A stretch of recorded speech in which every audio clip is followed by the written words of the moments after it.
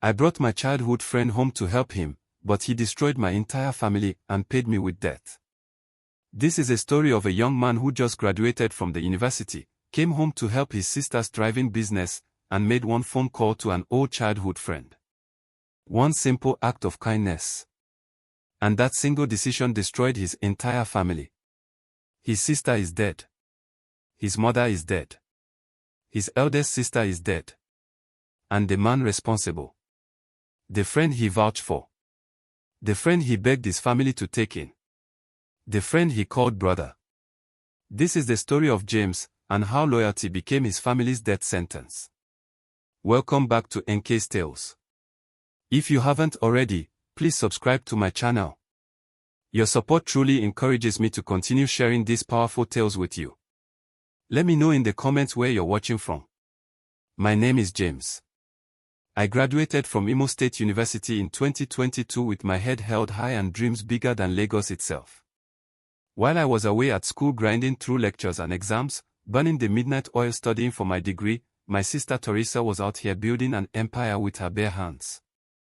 She wasn't sitting around waiting for anyone to hand her anything. She wasn't complaining about the economy or waiting for some man to save her. No. Teresa went into the phone accessories business, selling phones, power banks, chargers, earphones, screen protectors, phone cases, all the gadgets people needed in this digital age. And let me tell you something, she was exceptional at it. Teresa had this natural business sense, this hustle mentality that most people spend their whole lives trying to learn. She understood her customers. She knew how to negotiate with suppliers. She knew how to market her products. She knew how to turn small profits into bigger investments. And she was so successful, so incredibly successful, that she single-handedly moved our entire family from Ajigono to Sangatido, right there on the island. Let that sink in for a moment. My sister, through her own hard work and determination, relocated our whole family from the hustle and bustle of Ajigono to a better neighborhood on the island. My mother, a dedicated nurse who ran a small clinic in Ajigono, my father, my sisters, everyone. Teresa made that happen with her own two hands and her relentless hustle. She gave our family a better life. She gave us hope. She showed us what was possible when you refused to accept your circumstances and decided to change them instead. When I came home after graduation, diploma in hand but no clear direction yet, I didn't know exactly what I was going to do with my life. The job market in Nigeria is brutal, especially for fresh graduates. So I started going to Teresa's shop to help her out while I figured out my next move. We'd wake up early in the morning, open the shop before the rush, arrange the product on the shelves, attend to customers throughout the day, handle negotiations, manage inventory, and close late into the evening. It was honest work, hard work, and I was genuinely proud to support my sister who had done so much for our family.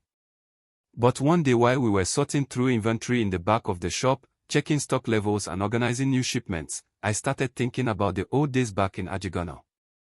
I started reminiscing about our childhood, the compound where we used to live, the neighbors who became like family.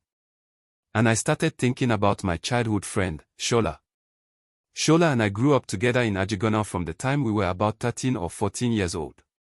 We were neighbors first, but we quickly became brothers from different mothers. Our families knew each other well. We'd play football in the streets together, share meals at each other's homes, dream about our futures together. My father saw Shola as his own son. That's how close we were. We shared everything. Our dreams, our struggles, our laughter, our tears. When one of us had money, we both ate. When one of us was in trouble, we both faced it together. That was the kind of friendship we had. So when I came back home after years away at university and finally settled in, I reached out to him. I wanted to know how my guy was doing, if he was winning in life, if he'd achieved any of those dreams we used to talk about late into the night, if life was treating him right. I expected to hear that he was doing well, maybe even better than me. Shola was always smart, always resourceful. I thought for sure he'd be thriving. I called him up one afternoon, and the voice that answered the phone absolutely crushed my heart. Life hard, James. Things really, really hard for me, my brother. You know I don't get anything where I dey. It's really, really difficult. I no lie to you, I dey struggle. Shola sounded defeated, broken, like the weight of the world was pressing down on his shoulders. The confidence and joy I remembered from our childhood was gone, replaced by this hollow desperation. This was my friend, my brother, suffering out there while I was home with my family in a better place, with a roof over my head and food on the table. How could I just sit there and do nothing? How could I hear my childhood friend, the guy I called brother, struggling like that and not try to help? So right there on that phone call, I made a decision. I told Shola, look, let me talk to my sister. Maybe you can come stay with us and help out at the shop. We can work together like old times. You remember how we used to hustle together back in Ajigono? We can do that again. I vouch for you. I went to Teresa that same evening after we closed the shop. I sat her down and made my pitch. Teresa, you remember Shola, right? My guy from Ajigono. The one who used to come to our house all the time. He's struggling badly right now. Life is really hard for him. Can he come stay with us and work at the shop? I can vouch for him. He's trustworthy. He's hardworking. He just needs a chance. She looked at me like I'd completely lost my mind. James, we are okay. We don't need extra hands. I'm managing the business just fine. Why would we bring someone else in? I wasn't ready to give up that easily. Teresa, this is Shola. You know him. His family knows our family. He needs help. We're in a position to help him now. Remember when we were the ones struggling? Remember when we needed help? She stood firm, her arms crossed, her expression resolute. No, James. I said no. I don't think it's a good idea. But I couldn't let it go. The image of Shola's defeated voice kept playing in my head. I went to my father and explained the entire situation. I told him about Shola's struggles, about how he sounded on the phone, about how we had a chance to help someone who needed it. My father remembered Shola's parents well, remembered the boy who used to play in our compound, who ate at our table, who was like another son to him. My father's heart was soft, compassionate. He'd always believed in helping people when you could. He agreed to talk to Teresa on Shola's behalf. He sat her down one evening and pleaded the case. This boy is like our son. We've known his family for years. His family helped us back in the day when we needed it. Now it's our turn to help them. Let's give him a chance.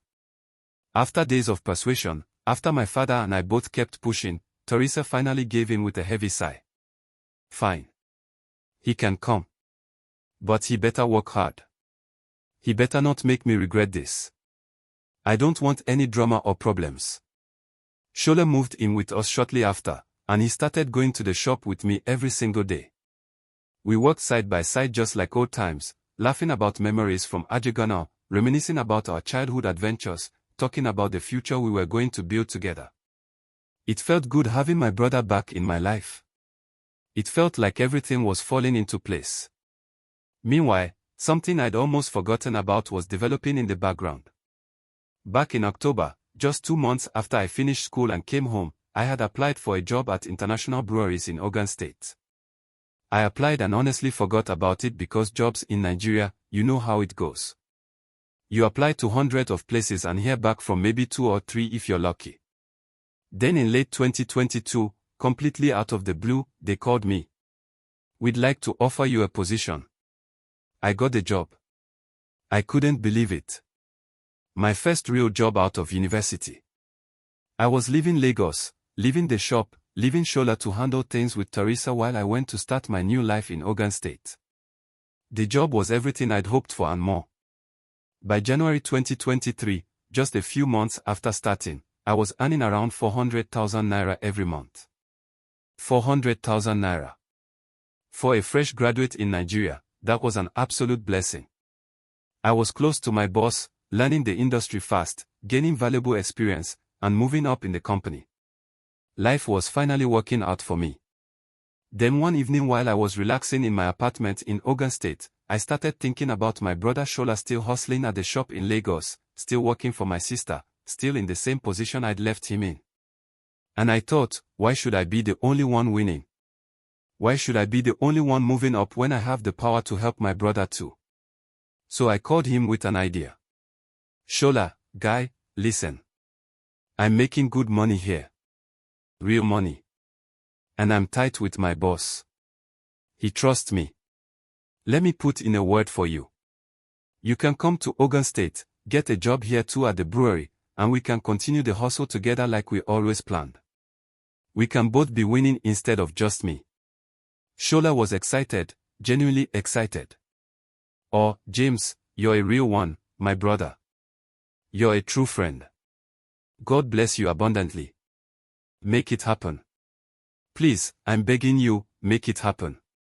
I spoke to my boss over the next few weeks, pushed hard for my friend, vouched for his character and work ethic, and by February, I had secured an interview for him. I called Shola with the good news, barely able to contain my excitement. Guy, your interview is set. Everything is arranged. Come to Ogun State next week. I'll give you my house keys so after the interview, you can go to my place and wait for me there. I won't have access to my phone during work hours, but just make yourself comfortable. Relax, watch TV, help yourself to food. I'll see you when I get back in the evening and we'll celebrate. Shola came for the interview the following week. Before I left for work that morning, I gave him clear directions to where I hid my spare keys under the flower pot by the door, told him to make himself at home, and went to work feeling like the best friend in the entire world. I was helping my brother build a better future. I was using my position to lift someone else up. That's what real friendship is about, right?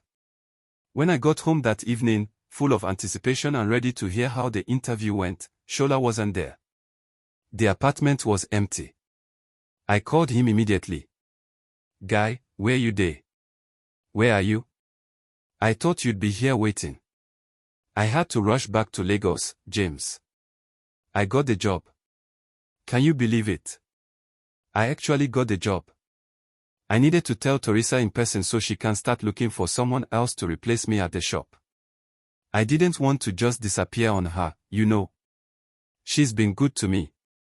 I was so happy for him, I didn't even question the urgency of him rushing back to Lagos without waiting to celebrate with me.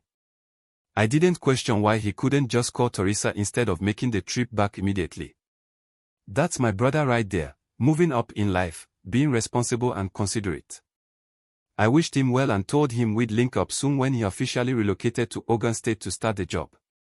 Everything seemed absolutely perfect. I was winning at my job, getting recognized, building a career. Shola was about to join me and start his own success story. Teresa's business was thriving more than ever. Our family had moved up in the world. Life was good. Life was really, really good. Then March came. And everything shattered into a million pieces. If this story is gripping you right now, if you're feeling that tension building, do me a favor. Hit that subscribe button and turn on notifications because you absolutely need to hear how this ends. Drop a comment right now and tell me, would you have brought your childhood friend into your family's home to help them? Would you have vouched for someone the way James did? Let me know below. My younger sister, the one living in Bielsa, called me in an absolute panic one afternoon in March. Her voice was shaking, and I could hear fear in every word. James, something is very wrong. Something is terribly wrong with Teresa. A friend called Teresa's number and heard a strange man's voice in the background. It didn't sound like her fiancé. It sounded different. And now Teresa is not picking up her calls. She's not responding to messages. Nobody can reach her. We are all worried. My heart dropped straight into my stomach. The world seemed to tilt on its axis. What do you mean a strange man's voice? What do you mean she's not picking up? Teresa always answers her phone. Always. That's how she runs her business. I immediately called Shola because he was still staying at the house in Lagos with the family. Shola, what's going on with Teresa? Where is she? Have you seen her? When did you last talk to her? Shola sounded casual, almost too casual for the situation. Oh, Teresa left on Monday. She came back on Wednesday to pick some things, some clothes and stuff, and then she traveled somewhere. She didn't say much about where she was going. You know how she is sometimes, private about her movements. My mind was racing, alarm bells starting to ring in the back of my head, but I tried to stay calm and rational. Maybe there was a simple explanation. I called Teresa's fiancé next. Boss, have you spoken to Teresa recently? Do you know where she is? Everyone is trying to reach her. He sounded confused and concerned. No, I haven't spoken to her in a while actually. That's strange because we usually talk every day. Let me try calling her right now and get back to you. He called back about 30 minutes later. She's not picking up for me either. This isn't like her at all. Thursday came and Teresa still wasn't answering anyone's calls. The phone just rang and rang and rang, or not reachable. Friday came. Same thing. The worry was turning into something darker, something more frightening.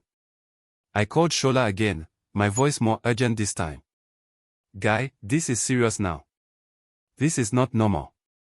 You need to go to the police station right now and file a missing person report. We can't just sit around waiting.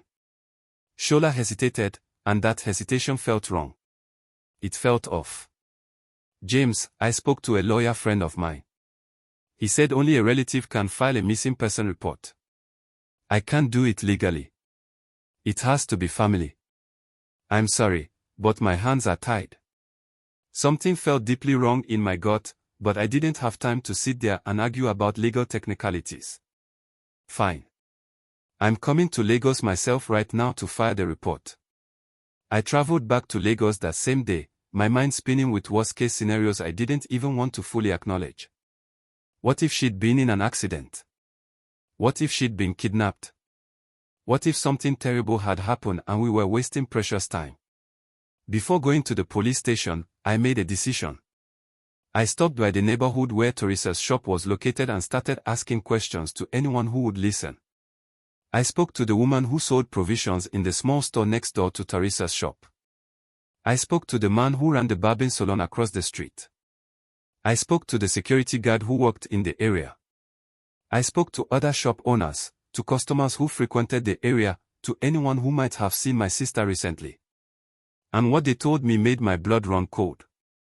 Yes, we saw Teresa recently. She was here. When exactly? They gave me specific dates and times that directly contradicted everything Shola had told me. Every single detail was wrong. Shola said she left on Monday and came back Wednesday to pick things before traveling. These people, multiple independent witnesses, were saying they saw her at completely different times. Some saw her on days Shola said she was gone. The stories didn't match at all. Then one of the neighbors, an older woman who'd known Teresa for a while, pulled me aside with a grave expression on her face. She looked around to make sure no one else was listening, then spoke in a low, serious tone. James, I need to tell you something. Your sister came to me about 2 weeks ago, maybe 3. She was crying. I'd never seen her cry before. She's always so strong, so confident. But she was breaking down. She said Shola had been stealing from her. Over 900,000 naira was missing from her business account. She'd been tracking the discrepancies for a while, trying to figure out where the money was going, and she finally confirmed it was Shola. My mind was reeling. 900,000 naira. Almost 1 million naira. Stolen. By Shola. By the friend I vouched for. By the friend I begged my sister to accept into our home. The neighbor continued, and every word was like a knife. She didn't want to involve the police fully because she knew he was your friend and your father cared about him. She felt conflicted. She didn't want to hurt your family or embarrass you. So we agreed on a different approach. We decided to get a police officer to just pressure him, scare him into stopping the theft and maybe returning the money quietly. But then she never followed through with the plan. I tried calling her several times to follow up, and she stopped responding. That was about 2 weeks ago, and I haven't heard from her since. 900,000 naira. Shola had been stealing from my sister. Stealing from the woman who gave him a job, who gave him a place to live, who opened her home and her business to him because I vouched for him. And I was the one who brought him into her life. I was the one who begged Teresa to give him a chance when her instincts told her no. I was the one who pushed and pushed until she agreed. I went straight to the police station, my hands shaking as I filled out the missing person report. I wrote down every detail I could think of. When she was last seen, what she was wearing, who she'd been with, the inconsistencies in Shola's story, the theft, everything. The officers assured me they would begin investigating immediately. This was now an official police matter. I went back to the house and confronted Shola directly, no more being polite or giving him the benefit of the doubt. The police are involved now. They are investigating. You better start telling the truth right now. Where is my sister? What really happened? Shola stuck to his story at first, repeating the same lies about Teresa leaving on Monday and coming back Wednesday. But the police weren't playing games. They don't just take people's word for things. They investigate. They dig. They find the truth. They arrested Shola and began a proper, thorough investigation. And what they found in the following days made me wish I had never been born. Make sure you're subscribed right now because this story gets darker than you can possibly imagine. Hit that like button if you're still with me, and comment below. Have you ever trusted someone who completely betrayed you? Have you ever vouched for someone who turned out to be a monster? Share your story. Let's support each other. The police discovered that Shola had used Teresa's stolen money, that 900,000 naira plus more, to pay rent on a new house in a completely different neighborhood. Not just any house. A whole apartment he was secretly setting up for himself with my sister's hard-earned money. The money she'd worked day and night to earn. The money she'd used to move our family out of Ajigonal. He was stealing it to build his own life while pretending to be grateful for the opportunity we'd given him. Then the police found something even more damning. They found Teresa's phone at that same property, at Shola's secret apartment. Her phone. The one she carried everywhere. The one she needed for her business, for communicating with suppliers and customers. The one she would never, ever leave behind willingly. The one she wasn't answering when we called. The police confronted Shola with this irrefutable evidence. Photographs of the apartment. Rental agreements with his signature. Bank transfer records showing Teresa's money going into his account. Her phone found in his possession. There was no way to lie anymore. No way to talk his way out of it. Her phone was in your house. Her money paid for your rent. You've been transferring funds from her account to yours. Where is Teresa? What did you do to her? And that's when Shola finally broke down and confessed. But even his confession was carefully constructed, a lie designed to make himself look less evil, less monstrous than he really was. We had an argument about the money. She confronted me about the theft. Things got heated. I pushed her. She fell and hit her head on something. It was an accident. I panicked and didn't know what to do, so I disposed of her body. I didn't mean to kill her. You have to believe me. It was an accident. The police weren't satisfied with this convenient story. Something didn't add up. The timeline was wrong. The details didn't match the evidence they were finding. They kept digging, kept investigating, kept searching areas Shola had been seen in. And then they found the truth. The real, horrifying, nightmarish truth that no confession could sanitize or make sound better. Shola hadn't just pushed my sister in an argument. He hadn't just accidentally killed her and panicked. He had murdered Teresa in cold blood, with intention and premeditation. And then, in an act of pure evil that I still can't fully process, he dismembered her body and hidden the pieces in a bush in a remote area like she was nothing. Like she was garbage to be disposed of. Like she wasn't a human being with dreams and a future and people who loved her. My sister Teresa. The one who moved our entire family out of Ajigonal with her own hands. The one who built a business from absolutely nothing. The one who had a fiancé who loved her and plans to get married. The one who had her whole life ahead of her. She was cut into pieces and thrown away like trash by the man I called my friend. By the man my father called his son. By the man we saved from suffering. By the man we opened our home to because I vouched for his character. But the nightmare, this absolute nightmare, it didn't end there. It got worse. It got so much worse. When my mother heard the full truth about what happened to Teresa, when the police had to sit our family down and explain the gruesome details of how her daughter died and what was done to her body afterward, when she learned that Teresa had been dismembered, her heart couldn't take it. The shock, the grief, the absolute horror of it all, it was too much for her system to handle. My mother, the nurse who spent her entire adult life saving other people's lives, who dedicated herself to healing and helping, she died. Just died from the weight of it all. Her heart gave out. The doctor said it was the shock and grief. Her body simply couldn't process what had happened to her child. And our eldest sister, the one who was already battling cancer, already fighting for her life every single day, already weak and struggling, she couldn't survive this compounded blow either. The stress, the trauma, the grief of losing both Teresa and our mother in such a short time, it was too much for her already fragile body. She died too, within weeks. 3 members of my family. Gone. Just like that. Teresa, brutally murdered and dismembered by someone we trusted. My mother, dead from shock and grief so profound her heart couldn't survive it. My eldest sister, dead from the compounded trauma on top of her illness. 3 funerals in the span of a month. 3 graves I have to visit. 3 absences at our family table that will never be filled. All because I made one phone call. All because I wanted to help an old friend. All because I convinced my family to open their door to someone I trusted with my life. And Shola. The monster who caused all of this. The police charged him to court, but here's the thing that makes my blood boil even more, that adds insult to this catastrophic injury. They did it without informing my family. We didn't even know he'd been formally charged.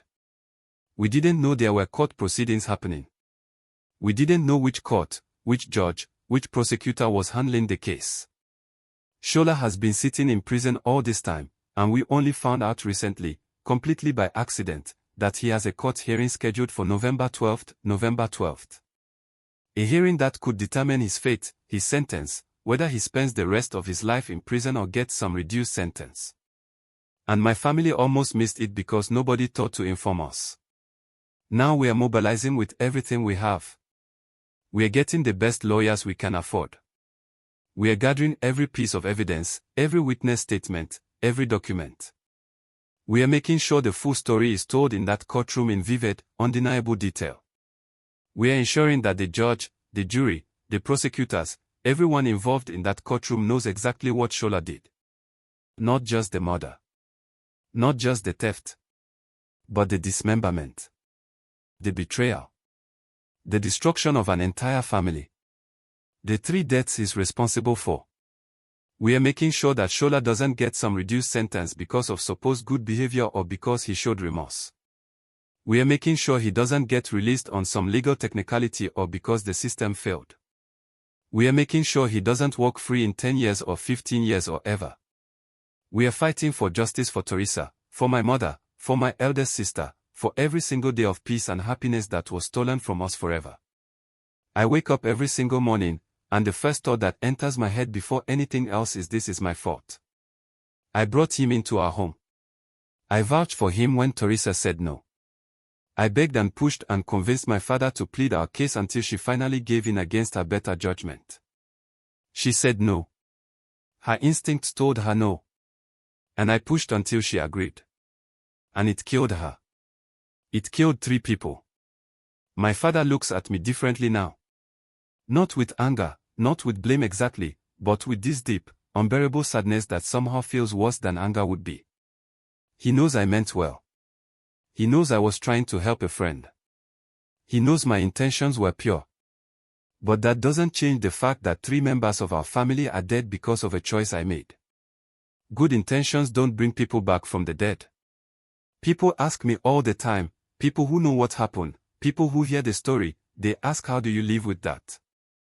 How do you get up in the morning knowing what happened? How do you function? How do you go to work and eat meals and exist in the world with that weight on your shoulders? And the truth is, I don't know. I really don't know. Some days I can't. Some days I just sit in my room in Ogun State and stare at the walls, not moving, not eating, not doing anything except replaying every conversation, every moment, every red flag I should have seen but didn't. Did Shola plan this from the very beginning? Was this whole thing a calculated con from the moment I called him? Was his defeated voice on that phone call just an act to manipulate me? Was he always evil, always capable of this level of brutality, and I was just too blind to see it? Or was he genuinely struggling and then something broke inside him when he got access to money and opportunity and comfort? Did the temptation of stealing from my sister slowly corrupt him until he became capable of murder? I've gone over it a million times in my head, analyzing every detail like if I think about it enough, I'll find the answer. The way he sounded on the phone when I first called him after graduation. Life hard, James. Things really, really difficult. Was he pretending even then? Was he manipulating me with that tone of voice? Or was he genuinely suffering, and then greed transformed him into a monster? Did he see Teresa's success and decide he wanted it for himself? Did he resent having to work for her while I went off to a good job? I never know the answers to these questions. And that's what torments me the most, what keeps me awake at night, what haunts every quiet moment. I never know if the friend I grew up with, the friend I called brother, was ever real. I never know if those years of friendship meant anything or if I spent my entire childhood and teenage years trusting an illusion. I never know when exactly Shola became a monster. Or if he was always one, just waiting for the right opportunity. November 12th is approaching fast. We'll be there in that courtroom, every single one of us. And we won't stop fighting until Shola pays for every single life he destroyed. That's not just a promise. That's an oath I made standing over Teresa's grave, and it's an oath I intend to keep until my last breath. If you believe in justice, if you believe in accountability, if you believe that monsters should be held responsible for their actions and shouldn't be allowed to hide behind excuses, then you need to subscribe to this channel right now. Like this video. Share it with everyone you know. Share it on your social media. Share it in your family group chats. Share it with your friends. Drop a comment telling me your thoughts. Have you ever been betrayed by someone you trusted completely? Has anyone ever vouched for someone who turned out to be dangerous? What happened? How did you deal with it? Let's build a community where we support each other and learn from each other's pain and experiences. Subscribe, like, comment, and turn on notifications because there are so many more stories that need to be told. There are so many voices that need to be heard. There are so many families fighting for justice who feel alone. And I'm not stopping until every single voice is heard, until every story is told, until justice is served wherever possible. Thank you for listening to Teresa's story. Thank you for witnessing her life and her loss. Thank you for remembering her name. Thank you for standing with us as we fight for justice. Hit that subscribe button right now. Click the notification bell. This is just the beginning.